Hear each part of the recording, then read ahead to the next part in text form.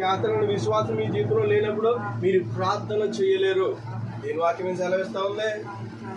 ప్రార్థించలేరు. ఎందుకు ప్రార్థించలేరు? విశ్వాసం లేదు నాకు దేవుడి మీద. ఎవరి మీద ఉంది నాకు విశ్వాసం? మనుషుల మీద ఉంది నాకు విశ్వాసం. మనుషుల మీద ఉంది నాకు నమ్మకం. ఎందుకు తెలుసా?